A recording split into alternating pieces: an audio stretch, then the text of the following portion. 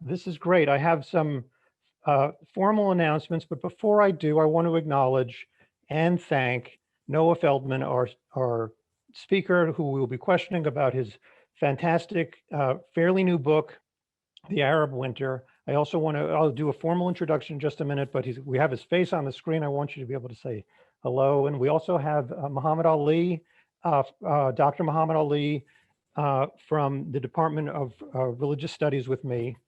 And I'm in Jewish studies. So we tend to start these events with a land acknowledgement. So let me go ahead and do that. We at UCR would like to respectfully acknowledge and recognize our responsibility to the original and current caretakers of the land, water, and air, the Cahuilla, the Tongva, the Luiseno, and the Serrano peoples, and all of their ancestors and descendants, past, present, and future. Today, this meeting place is home to many indigenous peoples from all over the world, including UCR faculty, students, and staff, and we are grateful to have the opportunity to live, work, and work on these homelands. For this event, we are in partnership. I'm Michael Alexander. I am the Maimonides Chair in Jewish Studies at UCR. In this event, we are partnering with a number of entities, people. Number one, we are working with UCR Palm Desert, and that's how many of you have come to us, with Tamara Hedges as the director and her team. We have much thanks for her. We are also partnered with UCR, the College of Humanities and Arts and Social Sciences. And this part of the initiative has really been spearheaded by our Director of Development there, Clyde Derrick. And we are also in partnership with Temple Isaiah, including Rabbi Stephen Rosenberg and Doug Morton of the Jewish Community Center there. And now let me turn to some formal introductions here. Let me first start with my co-host and colleague in the Department of Religious Studies, Professor Muhammad Ali, Director of the Program in Middle Eastern and Islamic Studies, which is an extraordinarily vibrant and important undergraduate program on campus, and also turning out graduate PhDs. I'm very excited to have Dr. Ali with us today because he is also an expert on Islam and democracy. Dr. Ali's expertise is mostly about Indonesian democracy, which happens to be the largest Islamic democracy in the world, with its own fascinating politics and a political realm of political ideas. So I'm very glad to have him with us, questioning and seeking some answers from our honored guest. Our honored guest is Professor Noah Feldman. He is the author of The Arab Winter and a number of other texts. He is the Felix Frankfurter Professor of Law and the director of the Julius Rabinowitz Program on Jewish and Israeli Law at the Harvard Law School. His interests, what's so interesting about this particular book for me on the Arab Winter is that it really is a kind of culmination of a set of curiosities that Professor Feldman has had since he was an undergraduate. He graduated Harvard University with a degree in Near Eastern languages and civilizations, and so his background is similar to mine and also to Dr. Ali. He then became a Rhodes Scholar, and he earned a doctorate in Oriental Studies at Oxford University, and then he went on to a law degree at Yale University. He served as a law clerk to the U.S. Supreme Court Justice David Souter. Since that time, he has been faculty of law at NYU and Harvard and other locations. He's written many books, many on the subject of today's book, including What We Owe Iraq and the Fall and the Rise of the Islamic State. Some of you may know his work on American constitutional law, including his fairly recent book, The Three Lives of James Madison. He has, some people may have seen him as a constitutional expert witness during the House Judiciary Committee's impeachment inquiry into President Trump the first time in December of 2019.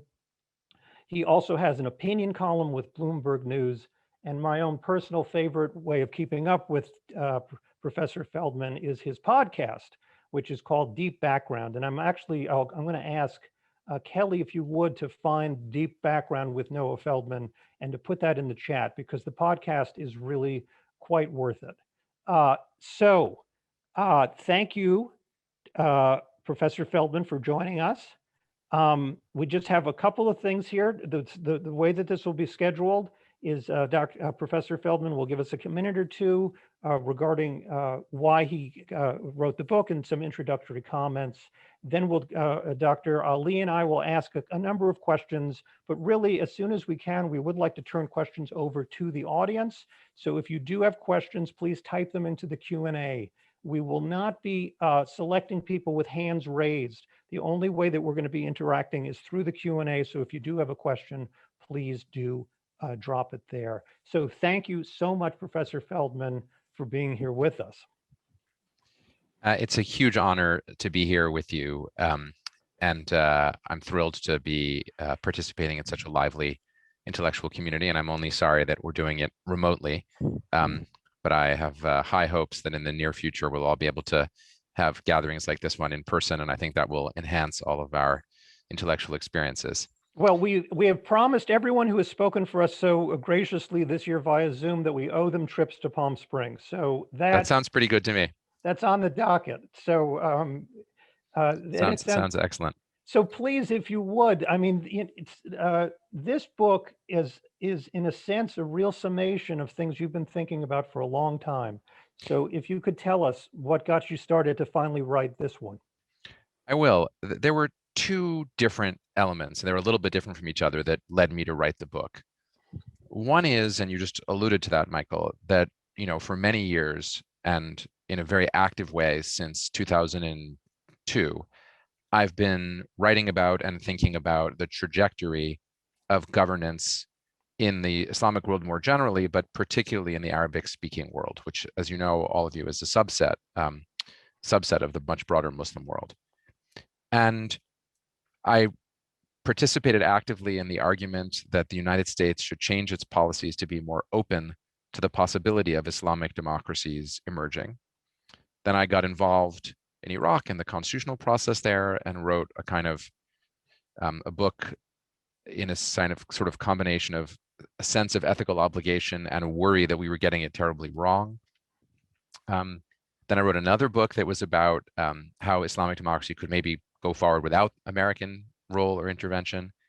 And so when, after the Arab Spring, a number of countries, Tunisia and Egypt most notably, decided to become democracies, to draft new constitutions, and when the leading political actors in those countries, the ones who won the most votes in the first elections out of the box, were parties that called themselves both Islamic and democratic, that was the putting into practice of something that by then I'd been calling for nearly 20 years. And so it was at that point for about 10 years. Now it's been closer to 20. And so the trajectory of how it went was obviously of pressing interest to me, not only intellectually, but practically, to see how it would all work. So that was the part of me that said, I've been following this, and I think it's my obligation in some sense to evaluate what's happened and to say whether the ideas that I had before were plausible ones or implausible ones, and whether the process was capable of functioning or not functioning. The second motive, though, was, I would call it a motive of frustration. And that was the motive of reading the first crop of books that came out about the Arab Spring and its aftermath. And I would say that these books started coming out in the middle of the decade of the 2010s. I think they started coming out 2015, 2016, 2017. And these books had, I would say, a consistent theme. And the consistent theme was basically to say that the Arab Spring never really happened. Or if it did happen, it was a mirage, that it was going nowhere. That democratization in Arabic-speaking countries, and maybe in majority Muslim countries in general, couldn't be done. And of course, these books had some evidence for this, namely that in most situations, most cases, the Arab Spring left most people worse off than it found them after it played itself out over several years. And in some cases, like Syria, it left millions of people much, much worse off in consequences that ended up affecting European politics and even US politics. So I felt that this approach was massively underplaying and maybe even ignoring and delegitimizing the incredible bravery and sense of agency exercised by the people who went to the streets all over the Arab world, protested, demanded change, said enough to the autocratic regimes, said that they wanted social justice and that they wanted dignity. And yes, also that they wanted jobs. And it struck me that the bravery and desire to change the course of history that those people undertook was basically in some danger of being dismissed, certainly in the West and to some degree also in the rest of the world. And so the other reason that I wrote the book was to try to save the Arab Spring from this narrative that it was doomed to fail, even as I honestly wanted to acknowledge, and I do this in the book, the many, many ways that the aftermath of the Arab Spring ended up betraying the aspirations of the people who went to the streets in the first place. So there's a lot there. Professor Ali has asked me to ask the first question, and I really I almost it's such a big book that in a sense I can't think of a question that'll encapsulate the whole thing. So I'd like to start with a really remarkable and a positive episode, and one of the many kind of characters that one finds in the book. So let's go to Tunisia for a minute. Just a quick question. When you were visiting the discourse regarding the Constitution discussions in Tunisia, were you actually writing your Madison book at the same time, or was that was? Yeah, I mean, I had begun the research for what would become the Madison book.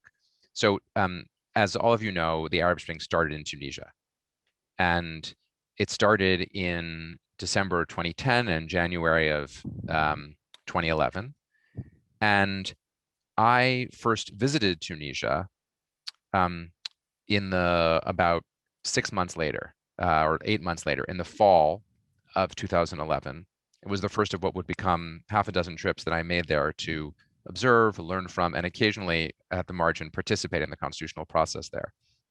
And yes, I was thinking about Madison, but I hadn't written anything yet. I was in the deep research phase of trying to understand the mindset of someone who is drafting a constitution. And so it was pretty exciting to interact with actual people who were doing it. And I actually think that what I learned there deeply influenced my understanding of Madison and the US constitutional process. I was really curious about that because as you're trying to put in a kind of a historical picture together, you're actually sitting there with people that are reenacting in a sense very similar things.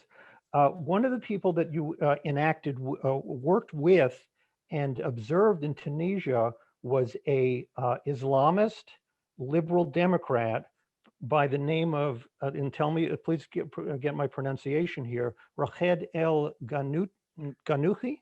It's Sheikh Rashid El Ghanouchi. Okay. It's because the confusion there is that, so in Tunisia, when you write someone's name in Roman characters, you treat them as though they were French, because most people in Tunisia who are educated speak French. So then the CH is a sh rather than a ch. So it's just to make life more confusing for people who are working in transliteration. So El Ghanouchi is a Islamist and he's a liberal Democrat. So maybe you could explain to us what is an Islamist, what is a liberal Democrat, and how is it, how did these things come together in Tunisia? It's a great question, and he is a completely fascinating person, and I could, speak about him all night. So the term Islamist is a kind of shorthand. Sometimes people speak of someone who's a follower of political Islam. And my shorthand definition of an Islamist is someone who agrees to a slogan that goes like this, quote, Islam is the solution. It's a very simple slogan, but Islamists all over the Muslim world are attracted to that slogan. And you can sort of guess that that idea entails the notion that whatever problems face a country, they can be solved by looking back to the essence of Islam and updating the essence of the religion to fit contemporary circumstances. And in this view, Islam is not just a religion that governs private life and ritual, but also a comprehensive thought system that can solve questions of politics. So that's an Islamist. And Sheikh Rashid is unusual because he is also a liberal Democrat, liberal in the classical sense of being a liberal Democrat. He was exiled for many, many years from Tunisia, also spent some time in prison in Tunisia, but he was exiled from Tunisia, spent a long time in France, a long time in the UK. And while he was there, he thought very deeply about what he thought Islam required. And he wrote several books about this. And there are also some good books written about him in this period of time. And he developed the argument in his years in exile that Islam does not recognize any form of coercion in religion. In fact, there's a good sound classical Islamic saying that there is no coercion in religion. And he also came to believe that Islam does not recognize or should not recognize coercion in politics more broadly. And he embraced the idea that the way government should be arranged is in a classically liberal democratic model with voting and the protection of fundamental rights. And within that context, he said, and he still believes, it's appropriate for committed Muslims to try to convince people to adopt the best form of Islam, but not to coerce them into it. So for him, the model of what not to do is Iran. Don't have a revolution in which you coerce people to adopt Islam, because if you do that, he points out, ordinary people will lose their faith in Islam and they'll end up feeling anti-religious, as indeed has happened to a great extent in Iran. And what's striking about Sheikh Rashid, and this is the last point, two more points I'll make about him. One is that in all these years that he was in exile, I was fascinated by him, and I wrote about him in every book that I wrote in between, starting in my very first book, which I published in early 2003. And people who were reading my work inevitably had the same reaction to him. They all said, yeah, that's very nice in theory, but I'm sure that if that guy ever came to power, he would be like all the other non-democratic Islamists. And it's a remarkable testament to Sheikh Rashid that just wasn't true. Once the party that he was the head of had won a majority in the legislature and began to participate actively in constitutional policy and other politics, he was as good as his word. He stuck with the views that he had developed over time, namely that the state could not be coercive in the context of Islam. And in fact, he made more compromises, even beyond that, sometimes angering the more fundamentalist folks within his own party. And the second thing I will say about him is he's a remarkably modest man. For someone who spent years and years in exile and then ended up as the head of the leading political party in the country for some period of time and is still a very active player in the realities of Tunisian politics, he's soft-spoken, he's modest, his office is not grand in any way, shape, or form. He sits there and speaks to you in a calm, ordinary tone of voice. He's one of those people whom you meet where you think, wow, there are actually religious and political leaders in the world who are capable of being inspiring. And even if you don't agree with him, and I often don't agree with him about certain things, I think it's hard to deny that he's a deeply ethical, thoughtful person, an intellectual, as well as a politician, and that he's done very great things for his country because he's participated in a complex negotiated process where Tunisia avoided the fate of Egypt with an Islamist government that was very aggressive in a coup d'etat, and instead, people in Tunisia really negotiated their way to a working democratic settlement. And today, partly because of him, Tunisia is the first really functioning democracy in the Arabic-speaking world, and it has been now for nearly a decade. And that's really, really, really extraordinary. It's not something that many people thought was possible. Although it's what you would hope for with even after jihad in 2003, as you said, that's the vision that you had hoped that this was possible. Yeah. I begrudgingly have to hand this over to Mohammed. Mohammed, go ahead. Thank you so much again, Professor Michael, Alexander, and Professor Feldman to have me here. Starting from Tunisia, and then actually you started the book with Egypt, right? So instead of starting with Tunisia, but I think it's really nice, to start with to see how Islam or Islamists, the Muslim Brotherhood, gives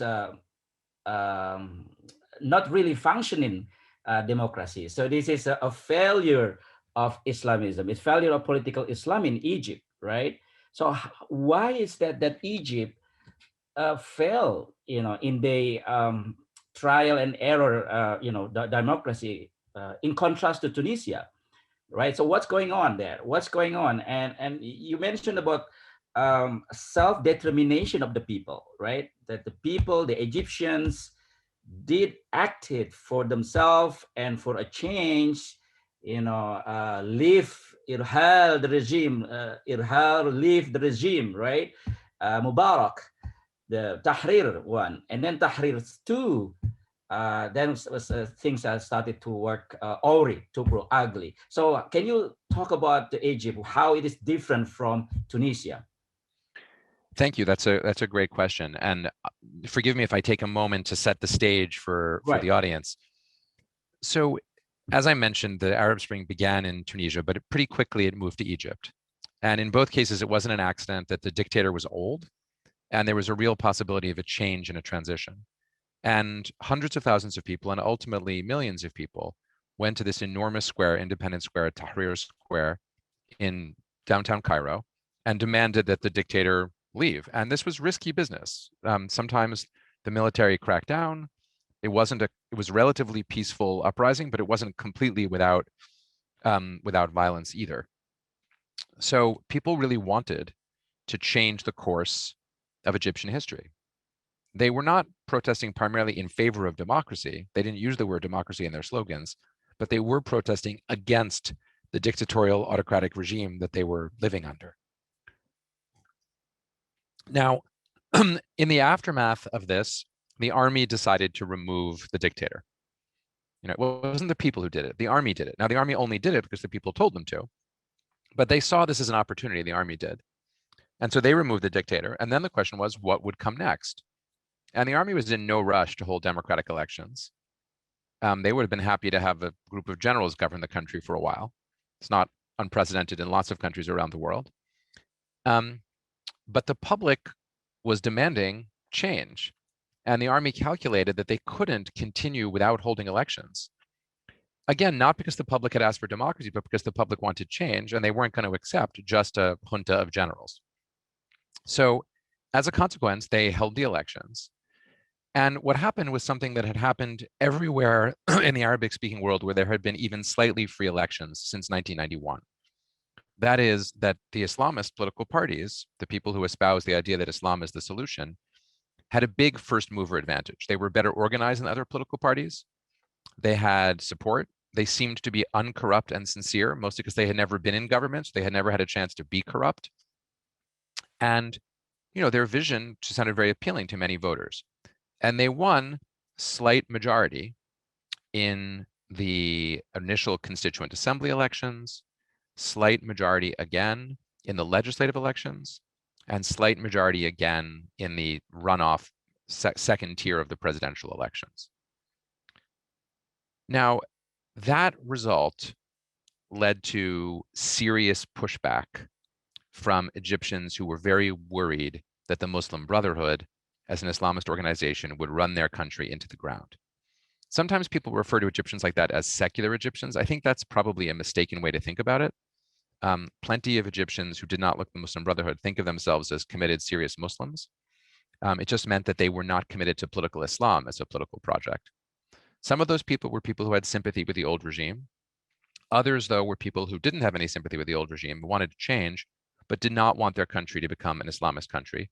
And they were afraid that if the Islamists took power, as they were poised to do, that they would institute mandatory religious restrictions, something more like the Iranian model, and they really didn't want that. So those folks took to the streets eventually. It took a little bit of time, but they began a process of protests, and the army watched this very carefully. Meanwhile, the Islamists had two choices in front of them. Choice one was to go the Tunisian route, and that was to compromise, to negotiate, to give up on some of their biggest demands and claims. For example, the idea that Sharia should be a basic, not just a source of law, which it already was in the Egyptian constitution, but should be the dominant source of law in the country. So in the Tunisian context, the Islamists gave up those demands. They entered into coalition with non-Islamists, including some genuinely secular parties which existed in Tunisia. And although it was risky for the Islamists to do this, they decided that they were better off cutting a deal than they would be trying to govern on their own. The Muslim Brotherhood government in Egypt didn't do that. It didn't compromise. And its leaders said, well, we won the election and we won a majority. So now we get to write the constitution. And indeed, the constitution that they wrote very, very quickly was much more Islamically oriented than the existing Egyptian constitution. And they actually managed to get that ratified, remarkably.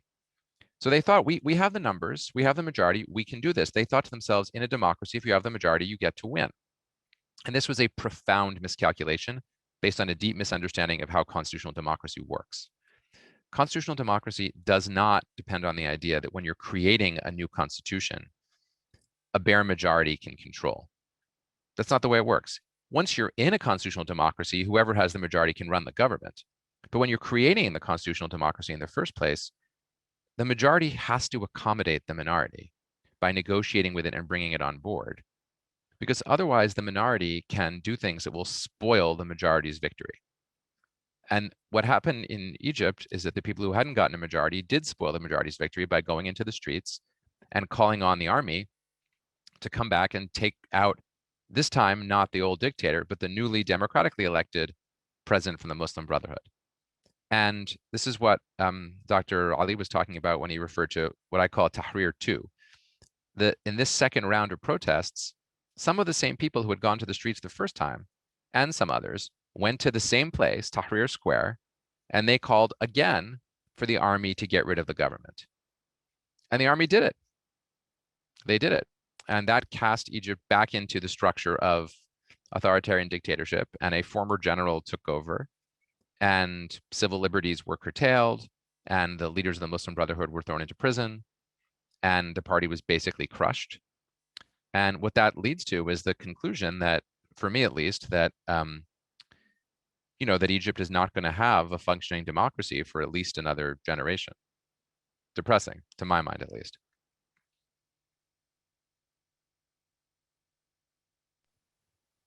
Dr. Alexander, please. Do you want to follow up there, or you okay? You want me to go? Okay, so let's move to Syria so we have full coverage, and then we'll be able to do some compare and contrast. The self-determination is something, Professor Feldman, that you have been thinking about basically your whole career, and maybe you could tell us what it is.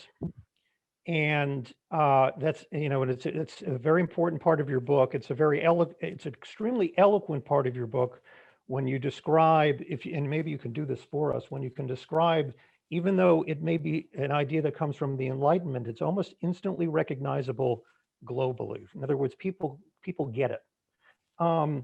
If you could tell us what self-determination is, or the concept of it, and then in the case of Syria, can you talk to us about why so often it so quickly devolves into ethnic self-determination as opposed to something more that would hold more people together? Yeah, it's a tall order, but I'll try. So I'll try to break it into two parts. So first, what is self-determination? I think self-determination is basically the idea that any group of people who count as a people should be able to choose for themselves how they want to be governed and not have it forced on them by some external actor. So for Americans, self-determination is the theory of the Declaration of Independence, right? It starts, that in the course of human events, there comes a time when, you have to separate yourself from the mother country. Well, who's the we, right? Well, the we there is a group of people who are saying that they are citizens of these states and that these states are now united, and they're creating a new country. So you might ask, well, by what authority? I mean, as far as King George III was concerned, as far as Parliament was concerned, those people were subjects of the British Crown, and they had no independent existence as a people, and they certainly had no right to overthrow monarchic rule. The answer to that argument is a self-determination argument. It's that there comes a point in time when a group of people have enough in common with each other, they share common beliefs, that they can come together and form a government that matches the model that they want it to match. Doesn't have to be a democracy. You could have self-determination and choose a dictatorship if you wanted, or self-determination and choose a monarchy, or an aristocracy for that matter. But self-determination is the idea that you get to do it yourself and no one else can do it for you. And if that idea sounds too abstract, you can ask yourself, the following thing. You can do this little thought experiment that I try to do in the book. Imagine that you're sitting in front of your television and that you're watching people anywhere in the world where they live under a dictatorship, turning out by thousands or even millions in the streets and calling for the end of the dictatorship. Do you have that feeling when you run this experiment that you're sympathetic to them? I think so. Almost everyone would. Not everyone, but almost everyone would have some feeling of sympathy. That feeling of sympathy you have is the feeling that self-determination is a genuine right and a legitimate right of any group of people. Now, let me transition from there to where things get complicated. Where they get complicated is deciding who counts as the people. So go to a place like Syria. Syria had a dictatorial, autocratic regime run by the Assad family, had even past generations, which is very unusual for a dictatorship. It's really hard for dictatorships to pass from father to son. Monarchies do really well at that. Dictatorships do very, very poorly at it. And this dictatorship claimed to act on behalf of the entirety of the Syrian people. But over time, the regime had come to be more and more dependent on the interests and support of one particular sub-community, ethnic or rather denominational sub-community in Syria, the Alawi community. That's a denomination of Islam that's a form of Shiism, although it's not a mainstream form of Shiism. And that community, which made up, no one knows exactly, but somewhere between 15 and 25% of the Syrian population, probably, maybe slightly less, had come to capture via the Assad family, who belonged to that community, many of the senior-most posts in the military and many of the senior-most posts in the government. It doesn't mean that everyone in the government or in the senior ranks of the military was Alawi. There were also some Sunni Arab Muslims who had jobs there too. But it means that the Alawis had come to really dominate the regime. Now, they didn't call it an Alawi regime, and they didn't strive to put into place any distinctively Alawi ideology. They were just the group with the greatest power in the system. And they tended to be supported also by the Christian community in Syria, which is also substantial size. Perhaps it was 10% of the population before the war began. Again, nobody knows exactly. That community, as itself also a denominational minority, identified with and saw its interests as aligned with the denominational minority that was running things. That's not uncommon. Often, if you have a denominational or an ethnic or other minority running things in a country, it will ally itself with other minority groups. So when the Arab Spring came to Syria, as it had come to Tunisia and to Egypt, it led to people on the streets calling for the end of the regime. And most of those people were Sunni Arabs who made up the great majority of the Syrian population. When they called for the regime to end, they weren't saying they wanted majoritarian democracy necessarily. And they weren't necessarily saying they wanted to get rid of the Alawis or the Christians. But it was clear that what they wanted was a determination of Syria by all Syrians.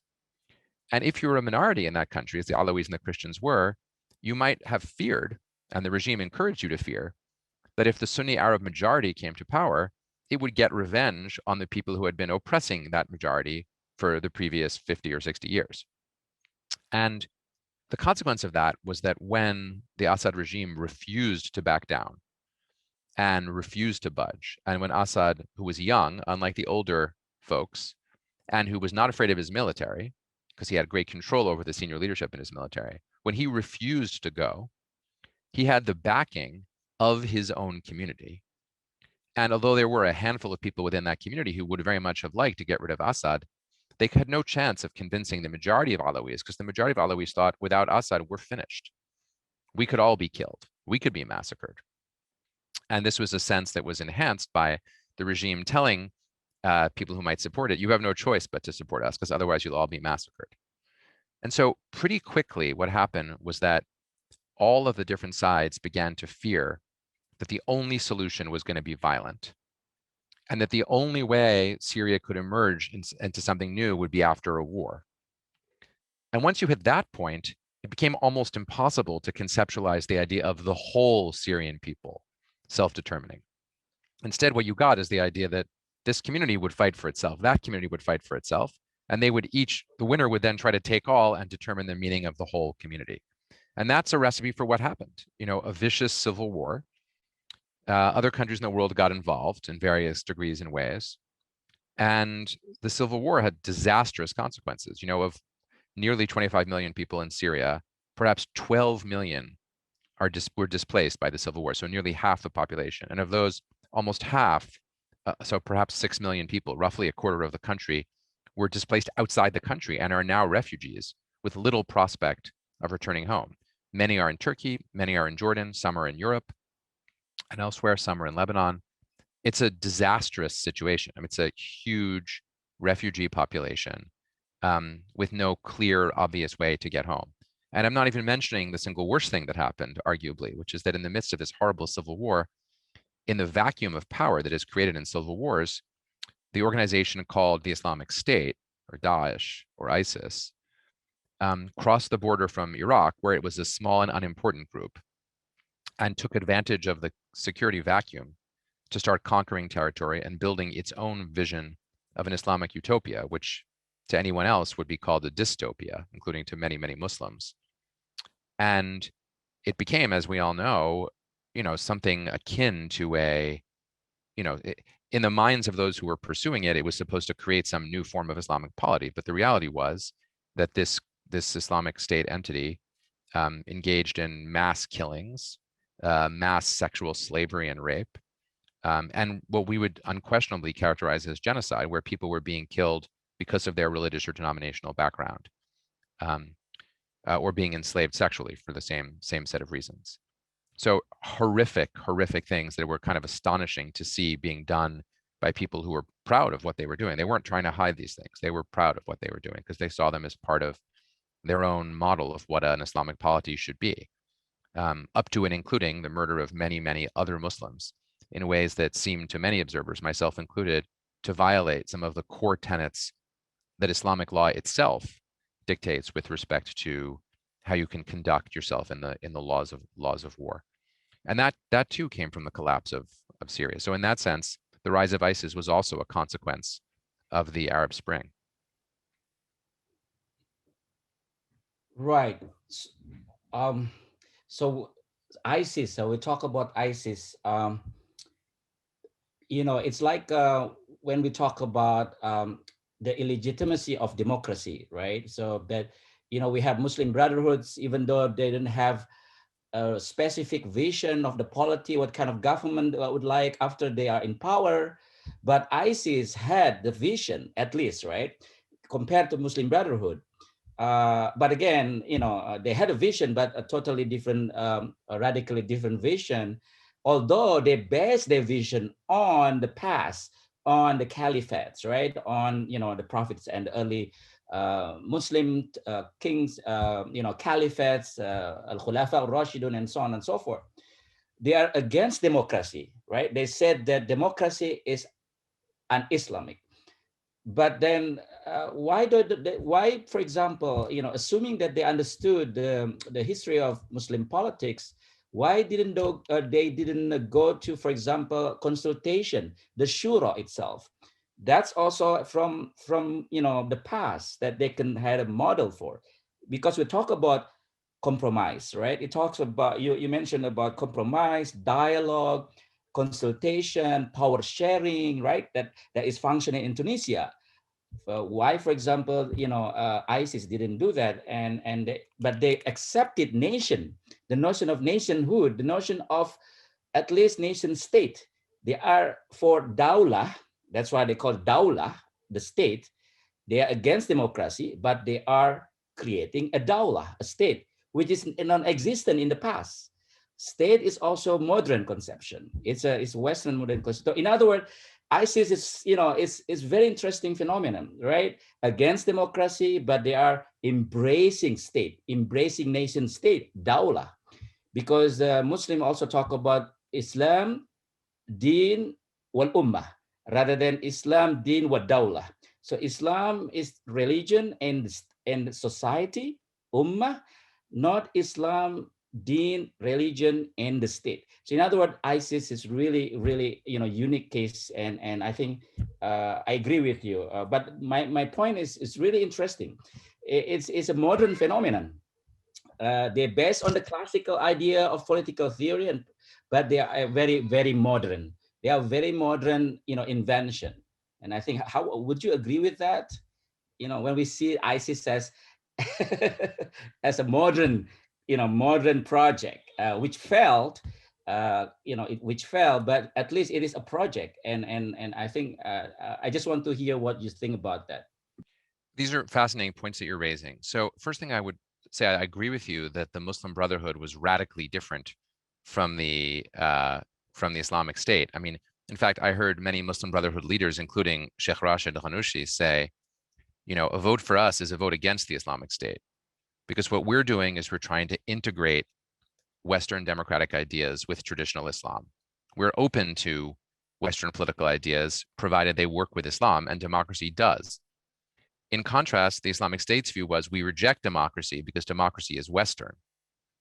So first point that you're making, and I agree with it, deep distinction between the two. And they were really enemies. And indeed, the Islamic State, which recruited some of its fighters from Tunisia, then sent some of those fighters back to Tunisia in the hopes of doing terrorist actions against the Islamic government there. So first point, and I really very much agree with that. There's a strong distinction.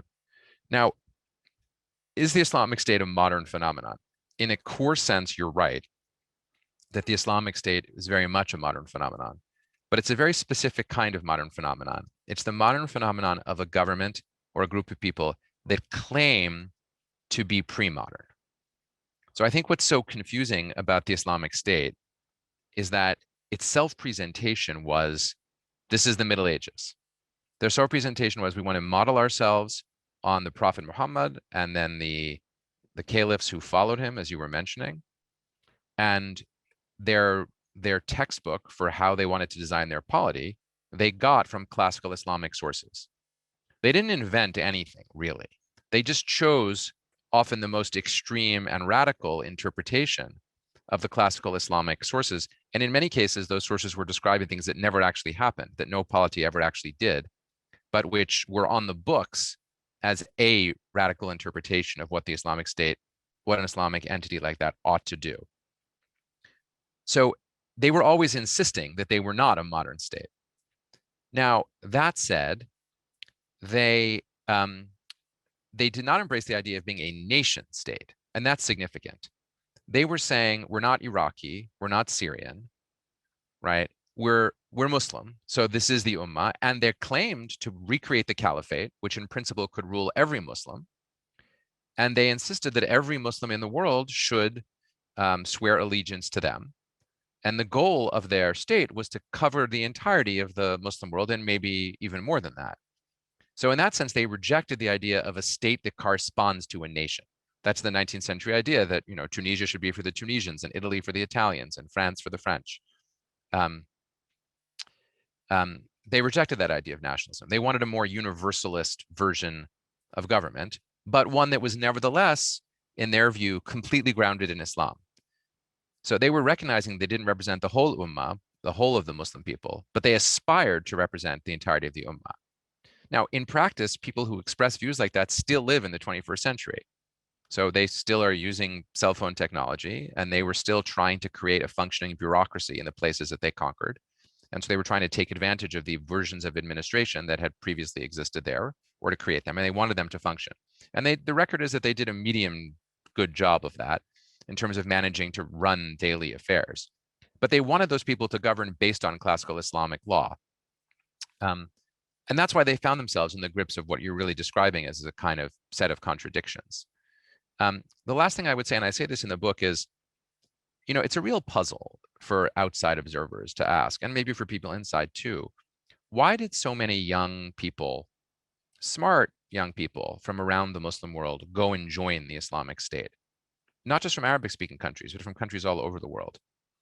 And I think to answer that question, we have to be honest about recognizing that what the Islamic State offered was a utopian, to their mind, picture of a revolution that would create a new, pure Islamic State.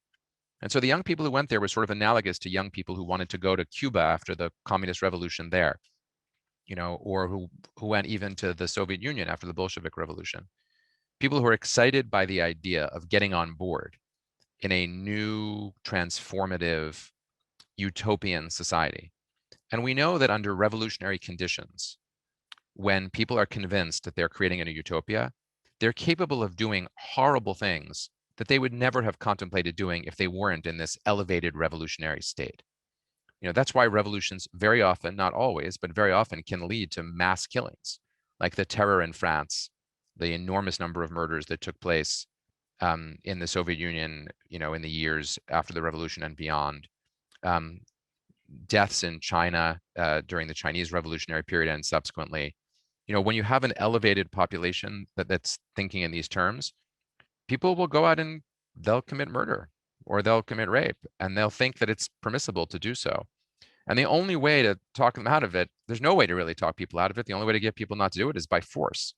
And that's why ultimately the world had to organize forces and defeat the Islamic State by force. There really wasn't any other practical solution. The good news is that defeat does send a message to people who otherwise would have been sympathetic that this wasn't, in fact, the utopia they were imagining. And I think that has done a lot to discredit the idea of the Islamic State. It's not gone. And there will still be people calling themselves the Islamic State wherever there's a power vacuum. So in Afghanistan now, the Taliban and the government are both worried that the Islamic State might rise. And so they're actually, the New York Times reported on this recently, the Taliban and the government are actually quietly collaborating to try to hold back the Islamic State. So there's always a danger of a group like that arising. But where they're blocked from functioning, they tend gradually to lose support.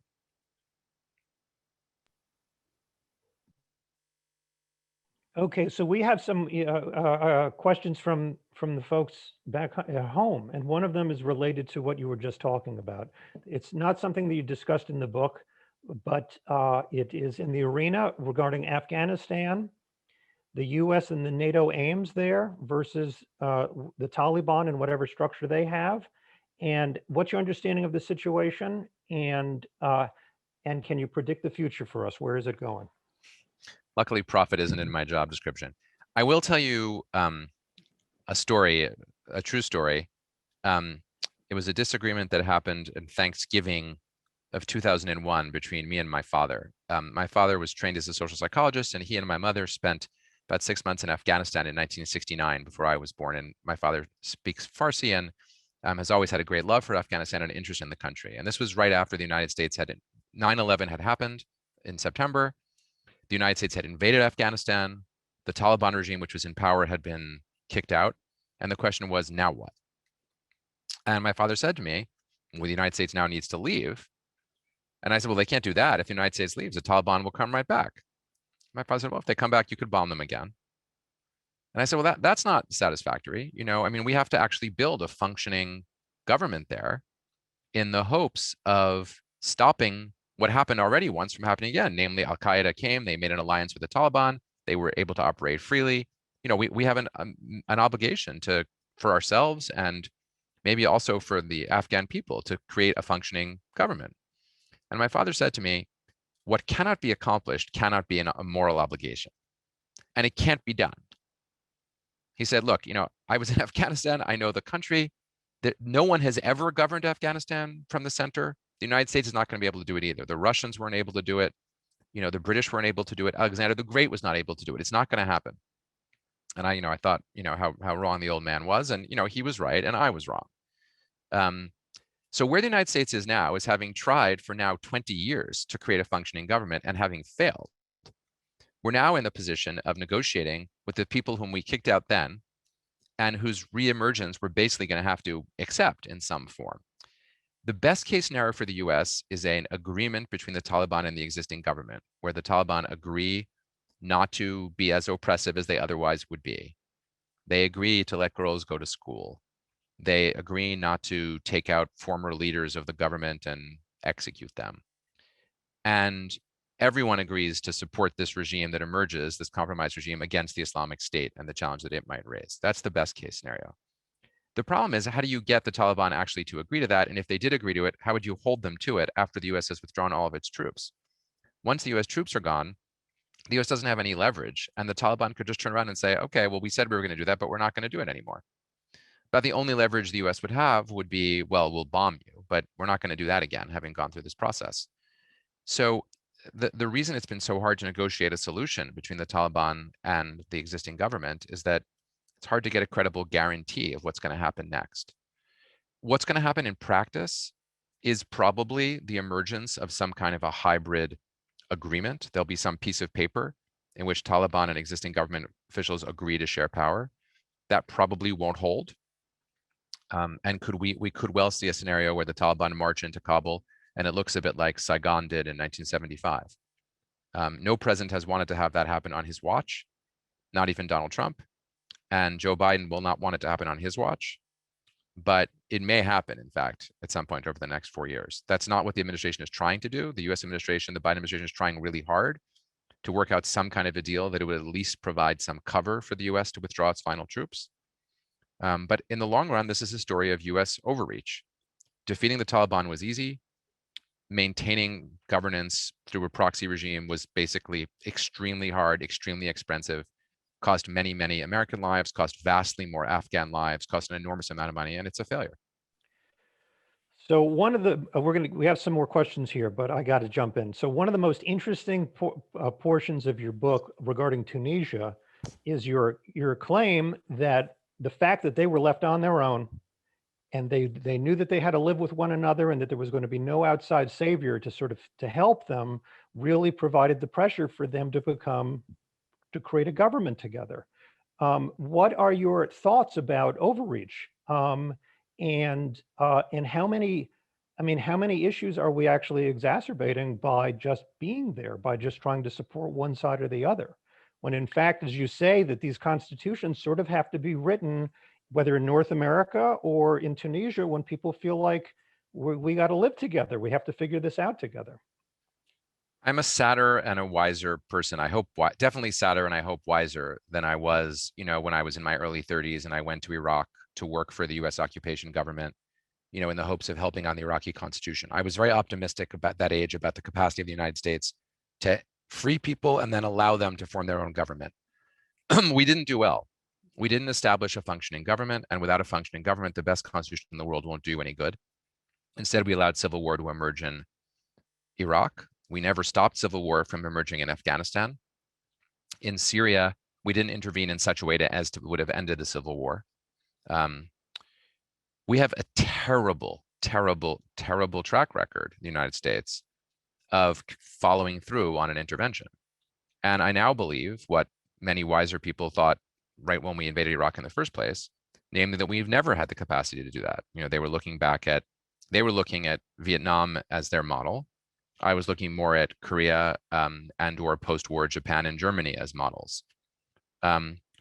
Given this, the best thing for the United States to do is not to knock countries over and hope for the best.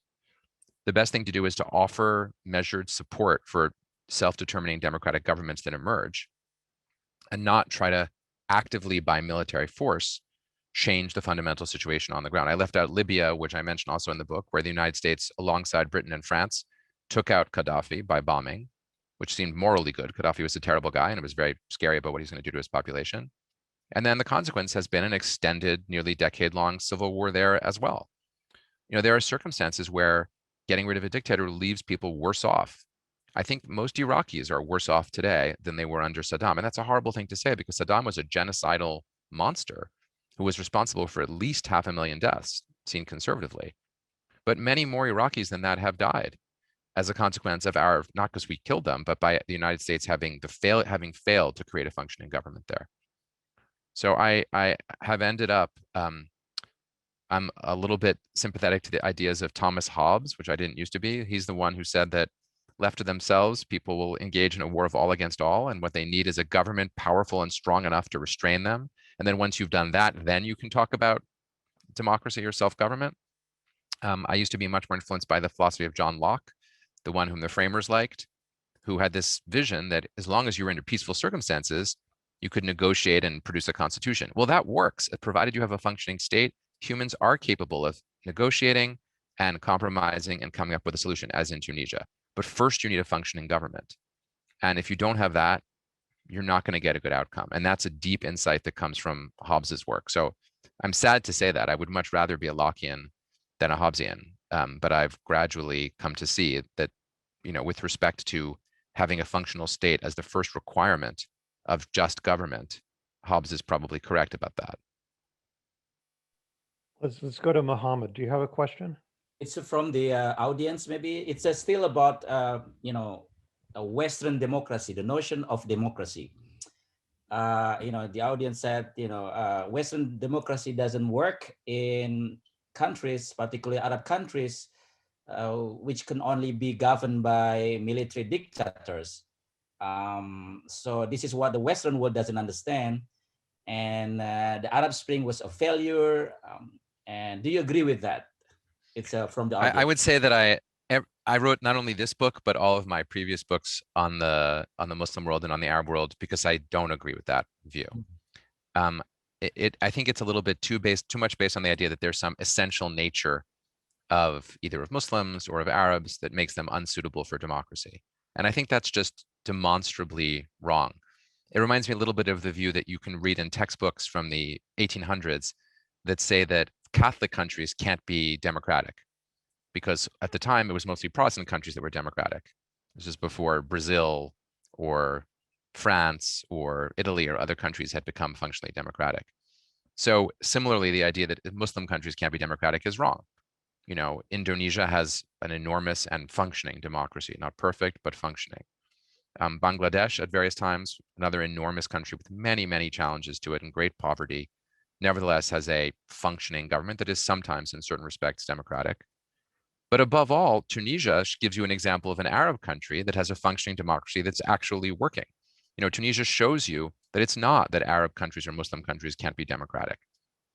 Rather, the transition from autocratic government to democratic government is very, very difficult. It's very hard. And it's not hard because of the religion that people hold. It's hard because when you have a revolution, you unsettle everybody's norms and expectations. And you can end up in deep societal disagreements. They could be ethnic disagreements, they could be religious disagreements, they could be racial disagreements. There are many forms of disagreements that can emerge when the state collapses. And so, to me, the takeaway of, and maybe this is a good place to close, the takeaway of the events of the Arab Spring is got a sad side and a less sad side. The tragic side, and I call the book The Arab Winter a tragedy, so I don't want to downplay the tragedy. The tragedy is that despite people engaged in a serious effort of self-determination, many people ended up worse off than they otherwise would have been. And that's a genuine, genuine tragedy. But it's also true that, as I put at the end of the book, after every winter, we know that there will be another spring. And we've already seen in the last few years several Arabic-speaking countries where young people are trying to do their own version of the Arab Spring. So we saw this in Sudan. We saw it in Algeria. We even saw it to some degree in Lebanon, where people they've seen the movie, they know what happens in the Arab Spring story, and yet they went to the streets to remove dictators. They successfully removed dictators, and now there emerge in those places negotiated governments that are not perfectly democratic and may never be, but that are attempts to share power and create a more functioning form of government in those places. It's not where you would like it to be, and it may take a long time for us to make progress. But it shows you that young people in Arabic-speaking countries are committed to the idea that they can be governed democratically, that they can improve their life, and that they can engage in self-determination. So I wrote the book, and I hope that I can close this talk in this way too, emphasizing that none of us should be judged in terms of our capacity for self-determination just based on our religion or our ethnicity or the language that we speak. We're all human, and we're all capable as humans of seeking a better life for ourselves and for our children. And we're also all capable of participating in collective self-government. Even we here in the United States, where we're deeply polarized, and plenty of democratic countries look at us and say, was that a transition that you guys just had? Is that how a transition is supposed to work? With crowds of people storming your Capitol, and the person who was the president announcing that he didn't actually lose the election and refusing to turn up at the inauguration. To a lot of people, they would say, well, Americans they're just not capable of self-government. They're not capable of democracy. Look at them.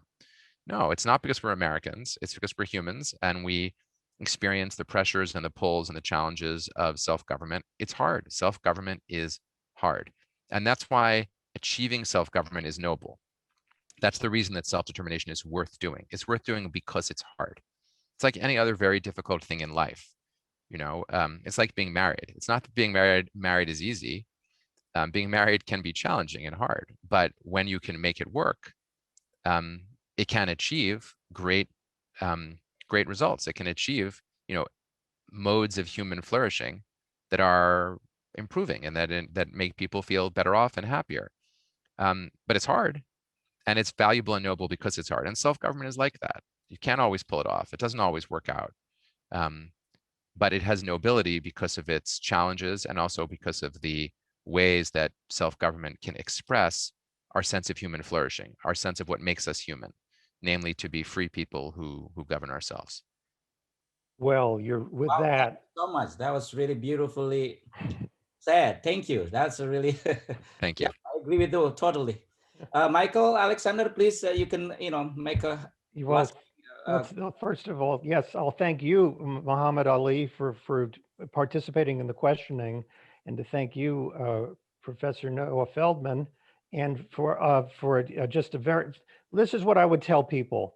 If people want to, first of all, really come to understand Professor Feldman's point of view, I would start with the Arab Winter. It is a real summation of his thought for a very long period of time. And for those of you who really have a proclivity for American, you could go to Madison also, which is an amazing, amazing book about how these very same issues, continue to underpin self-determination in the United States. Thank you so much for being with us. Enjoy your travels, and we look forward to seeing you live in Palm Springs some point in the near future. I'm looking forward to it too. Thank you so much, Dr. Ali, and thank you, Michael, and thank you all for spending some part of your evening with me. Great. Thank you. Thank you. And good night, everybody. We will see you soon.